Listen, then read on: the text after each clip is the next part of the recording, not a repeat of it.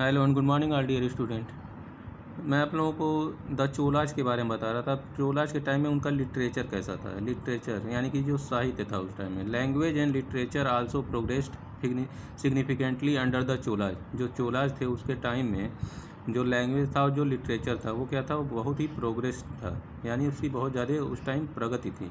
They encourage the study of grammar, astronomy, philosophy, art etcetera. अब उस time में कौन कौन से सब्जेक्ट का क्या स्टडी कर रहे होता था? ग्रामर का, एस्ट्रोनॉमी, फिलॉसफी और आर्ट का, ठीक है ना। Many literary and religious works were translated from Sanskrit into Tamil, Telugu and Kannada language. उस टाइम में जो बहुत सारे लिटरेरी और रिलीजियस वर्क जो थे, ठीक है ना, वो किस जो संस्कृत था उसको क्या करते थे लोग, ट्रांसलेट करते थे। किस लैंग्वेज में? तमिल, तेलुगु और कन्नड़ा में इसमें ट्रांसलेट करते थे।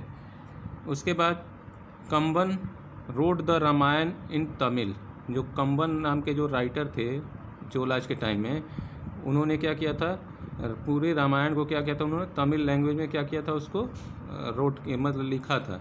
पंपा, Ponna and Ranna were the three famous Kannada poets known as three gems of Kannada literature. Pampa, Ponna और रान्ना ये क्या थे, ये बहुत ही तीनों फेमस थे कन्नड़ा पोएट में, ठीक है ना। और इनको उस टाइम का कन्नड़ा लिटरेचर का थ्री जेम्स बोला जाता था। The Cholas rulers used both Tamil and Sanskrit in their official work. जो चोलाज थे वो दो लैंग्वेज का अपने ऑफिशियल वर्क में यूज करते थे, तमिल और संस्कृत का। अब चोलाज का जो ट्रेड एंड कॉमर्स था, यानी कि जो उनका व्यापार था, ठीक है ना, और जो आर्थिक गतिविधि थी वो कैसी थी। Trade flourish through land and as well as sea. जो उस टाइम में ट्रेड होता था, व्यापार होता था, वो लैंड और सी दोनों से होता था। The merchants had extensive trade not only within the Indian subcontinent but also with China, south east Asia and western Asia. ये जो व्यापार था, जो मर्चेंट थे यानी कि जो व्यापारी थे, वो सिर्फ व्यापार जो थे इंडियन सब कॉन्टिनेंट में ही नहीं, उसके अलावा चाइना, साउथ ईस्ट एशिया और वेस्टर्न एशिया से भी उनका व्यापार चलता था। The traders were the members of guilds which provided its member more money to trade on a large scale. और ये ज़्यादा पैसा कमाने के लिए क्या करते थे, जो ट्रेड था उनका वो बहुत ही बड़े स्तर पे लार्ज स्केल में क्या करते थे, उसको करते थे, और उसमें बहुत सारे मेंबर्स होते थे। They also maintain caravans and carrying their goods which were arm to provide security to the goods being carried. और ये क्या करते थे, बहुत सारे कारवांस के बारे में आप लोगों को पता होगा कि ये क्या होते हैं, एक तरह के सारा जो माल होता था, जो भी उनका, वो क्या करते थे, उसको लोड करते थे, कैरी करते थे और एक जगह से दूसरी जगह पे ले जाते थे, और उसको सिक्योर करने के लिए भी अपना व्यवस्था किए रहते थे। The traders were called as Chettis and Chettiars. अब उस टाइम में जो ट्रेडर्स थे, व्यापारी थे, उनको क्या बोला, किस नाम से पुकारा जाता था? चेटीस और चेटियार्स के नाम से जाना जाता था। अब चोलाज के टाइम पे जो सोसाइटी थी उसके बारे में, the king and the members of the royal family occupied the highest position in the society. जो किंग थे और उसके जो रॉयल फैमिली के मेंबर्स होते थे, उनका जो पोजीशन था सोसाइटी में, क्या था, सबसे हाईएस्ट पोजीशन था। They lived in palatial buildings and led a luxurious life. ये क्या करते थे, बहुत बड़े बड़े बिल्डिंगों में रहते थे, और उनका जो लाइफ स्टाइल था वो क्या था, बहुत ही लग्जरियस था, यानी कि बहुत ही वैभवशाली था। The Brahmins and the merchants also held a highly respected position in the society. जो ब्राह्मण थे और जो मर्चेंट थे, ठीक है ना, वो उनको भी क्या था, उनको भी बहुत ही रिस्पेक्टेड पोजीशन मिला हुआ था उस चोलाज के टाइम में, ठीक है।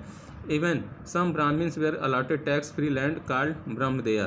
कुछ ब्राह्मण को क्या किया जाता था, जो टैक्स फ्री लैंड क्या किया अलॉट किया जाता था, उसको क्या बोला जाता, ब्रह्मदेया, और उस पर कोई टैक्स नहीं लगता था। The womens held a respectful position in the society. जो वुमेन्स थी उस टाइम का, उनका जो पोजीशन था वो क्या था, बहुत ही रिस्पेक्टफुल, उनका बहुत ही सम्मान होता था। दे वेयर इम्पार्टेड हाई पोजीशन, उनको बहुत सारा हाई पोजीशन भी उनको दिया जाता था। The peasant and the labourers were often very poor. उस टाइम के जो पीजेंट थे, यानी कि जो किसान थे और जो लेबर थे, मजदूर थे, उनका जो पोजीशन क्या थे, वो बहुत ही गरीब होते थे। एंड शूद्र वेयर ट्रीटेड एज अनटचेबल्स। और जो शूद्र थे, यानी जो सबसे छोटी जाति के लोग थे, वो क्या थे, उनको अनटचेबल्स, यानी उनसे छुआछूत का व्यवहार किया जाता था। इसके बाद आ जाते हैं चोलाज के टाइम का education. The Cholas kings were great patrons of literature and gave grants to educational institution. जो चोलाज थे, जो चोला किंग थे, ठीक है ना, वो बहुत ही ग्रेट महान पैट्रॉन्स यानी बहुत ही बड़े देश भक्त होते थे किसके, लिटरेचर्स के, ठीक है ना। वो क्या करते थे, एजुकेशन, जितने भी एजुकेशनल इंस्टीट्यूशंस होते थे उनको ग्रांट्स देते थे, पैसा देते थे। The Brahmins taught the pupils in the temples, जो ब्राह्मण होते थे वो क्या करते थे, प्यूपिल्स में, तो छात्रों को कहाँ पढ़ाते थे, टेम्पल्स में। Sanskrit and Tamil were the main languages taught in this period, इस टाइम में, इस पीरियड में, चोलाज के टाइम में संस्कृत और तमिल में क्या थे, जो मेन लैंग्वेज होते थे जिसमें पढ़ाया जाता था। जो Cholas ruler encourage the study of grammar, astrology, psychology and other sciences, जो चोला रूलर थे वो किसको इनकरेज करते थे, किन सब्जेक्ट को, ग्रामर को, एस्ट्रोलॉजी, साइकोलॉजी और दूसरी अदर साइंस के सब्जेक्ट को क्या करते थे, ये इनकरेज करते थे। अब उस टाइम में इरिगेशन फैसिलिटीज यानी कि जो सिंचाई व्यवस्था थी, the agrarian expansion was remarkable during the Cholas period, Cholas period में जो एग्रेरियन एक्सपेंशन था यानी खेती किसानी का जो काम था वो क्या था, बहुत ही रिमार्केबल था इनके टाइम में। They not only reclaimed barren land and made it fit for cultivation but also undertook irrigation measures through tanks, canals, fish pond, deep lakes, river etc.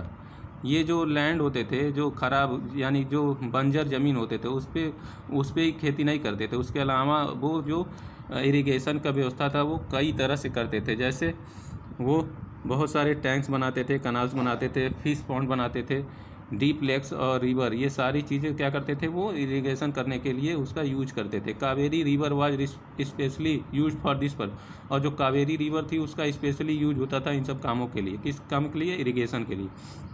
The temples were rich so their resources were invested in agriculture, जो temples थे, ठीक है ना, वो क्या थे, बहुत ही धनी थे। सो देयर, उनका जो रिसोर्स था, संसाधन था, वो किस में इसमें किया जाता था, जो पैसा वो एग्रीकल्चर में उसका यूज किया जाता। The barren lands were allotted to such people who promise to cultivate them, और जो बंजर ज़मीन होता था, बैरन लैंड, ठीक है ना, वो लोगों को दिया जाता था और उनसे प्रॉमिस लिया जाता था कि तुम क्या करोगे, उसमें खेती करोगे, कल्टिवेट करोगे। उसके बाद as the population was increase, जैसे जैसे पॉपुलेशन इंक्रीज होता गया, it become the chief concern of the Chola ruler to augment production on land, जैसे जैसे पॉपुलेशन बढ़ता गया वैसे चोला रूलर ने क्या किया, प्रोडक्शन बढ़ाने के लिए बहुत सारा उन्होंने तरीका अपनाया। किस चीज़ का प्रोडक्शन, जो क्रॉप्स थे। They also carried out and elaborate survey on land in order to fix the government share and of the land revenue, वो क्या करते थे, जो लैंड होते थे उनका सर्वे करते थे कि उस पर खेती हो रही है कि नहीं है, ठीक है ना। And in case of failure of crops due to drought और heavy rains in land revenue was exempted, और जो खेती क्या होती थी, फेल हो जाती थी, किस वजह से, ड्रॉट यानी कि सूखे के वजह से, और जो हैवी रन्स होता उसके वजह से, उस पर क्या करते थे, वो रिवेन्यू नहीं लेते थे। The Cholas has a strong army and navy, Cholas के पास क्या थे, बहुत ही स्ट्रांग आर्मी थी और नेवी थी। This help them to extend their power and Indian culture to the island and the south east Asia, ये अपना पावर एक्सटेंड करना चाहते थे, कहाँ पे, आइसलैंड जो थे और जो साउथ ईस्ट एशिया था उस पर क्या करते थे, करना चाहते थे, एक्सटेंड अपना एरिया कवर करना चाहते थे, फैलाना चाहते थे। The Cholas army had 3 main division, जो चोलाज आर्मी थी वो 3 भागों में डिवाइड थी। पहला था एलिफेंट्री, फिर कैवेलरी एंड इन्फेंट्री, ये इन 3 भागों में क्या किया था, उन्होंने अपनी आर्मी को डिवाइड किया था। It is estimated that there are 1,50,000 soldier, और उनका जो एस्टिमेट था, जो आर्मी थे वो कितने थे, 1.5 लाख सोल्जर थे और 60,000 elephants in the Chola army, और चोला आर्मी में 60,000 एलिफेंट थे, हाथी थे उनकी आर्मी में, और 1.5 लाख के करीब सोल्जर्स थे।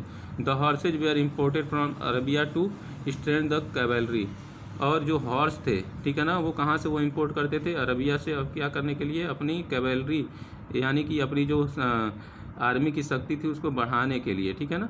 इस वीडियो में बस इतना ही। नेक्स्ट आप लोग इस चैप्टर को रीड करते रहिए। नेक्स्ट वीडियो में आप लोगों को तुर्किश इन्वेंशन के बारे में बताया जाएगा, ठीक है ना। Thank you.